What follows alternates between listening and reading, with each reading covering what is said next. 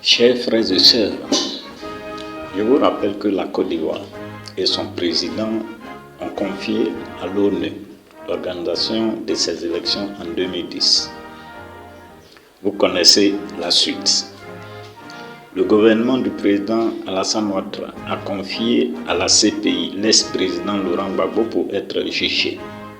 Vous connaissez aussi la suite. Face à l'échec dans l'exercice de ses responsabilités pour ces événements en Côte d'Ivoire, l'Organisation des Nations Unies a, sans le vouloir, mis à mal plusieurs fondements de la société ivoirienne, au point de faire perdre le sens de l'orientation à beaucoup de nos compatriotes. Je ne vous apprends rien. Vous êtes témoin de ce qui se passe sur le plan social, politique et économique. Cette situation dont je vous ai déjà fait écho m'impacte aussi sur le plan social avec des accusations non voilées sur des choses et événements dont leurs auteurs seuls peuvent vous dire de quoi il s'agit. Une manipulation à des fins politiques et financières est donc exercée sur moi et mes proches à ce sujet. Quand votre situation, c'est-à-dire la mienne, fait l'objet de questionnements où ils trouvent de l'argent, puisqu'ils savent très bien que je ne suis pas payé par l'État, qui est mon seul client par rapport à expertise et conseil, combien il a sur ses mobiles monnaies, Orange Money, Mon Money. Bon, en banque, je n'ai pas d'argent là-bas, est utilisé pour exercer une pression morale et physique au quotidien sur nous, comme si nous devons des sommes d'argent à ces personnes qui font ce travail. Voilà le réseautage. Moi, je vous prenais au sérieux, mais je ne pouvais pas penser que vous vous comporterez ainsi envers ma famille pour des petites sommes que j'ai en ce moment. Pour l'instant, je n'ai reçu aucune somme d'argent de l'État de Côte d'Ivoire que je pourrais et serais très heureux de partager avec vous. Arrêtez donc votre réseautage sur mes finances.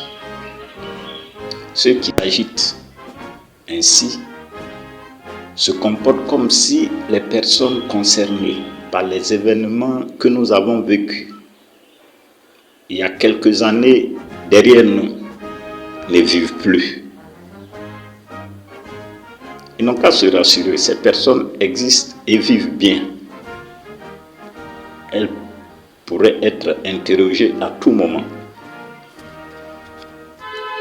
Moi, j'ai dit à mes détracteurs de saisir les tribunaux sur les questions qui les préoccupent à mon sujet. Mais je n'ai vu personne. Je ne peux que dire merci à Dieu. Alors, arrêtez vos histoires. Nous n'allons pas mourir. Nous vivrons, moi et les membres de ma famille. Arrêtez de travailler pour ma mort et celle des membres de ma famille. Nos vies dépendent de Dieu, notre Créateur, dont je suis sûr qu'il nous donnera de vivre pour de très nombreuses années encore par sa volonté.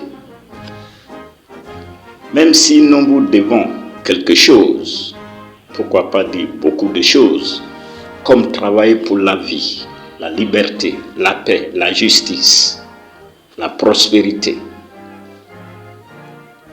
chose que nous avons déjà fait par le passé à travers la gestion de la crise post-électorale de 2010 et à travers le Covid-19.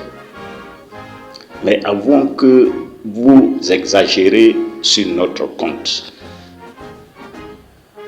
Cela s'apparente à du harcèlement puni par la loi. Si les créanciers, c'est-à-dire ceux qui prêtent de l'argent à d'autres, se comportent comme vous le faites à l'égard de leurs débiteurs, je ne sais pas ce que cela pourrait donner dans la vie. Est-ce que ceux ou celles qui trompent leurs femmes ou leurs maris subissent de telles pressions, alors qu'il n'en est rien de tout cela en ce qui me concerne depuis plusieurs années?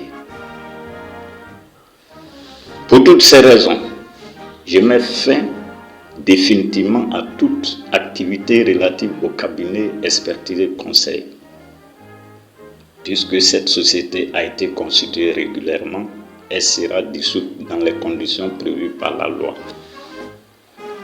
Toute activité économique avec n'importe quelle institution, qu'elle soit nationale ou internationale, que je pourrais être amené à faire à compter de ce 10 juillet 2025 ne relèvera plus de ce cabinet.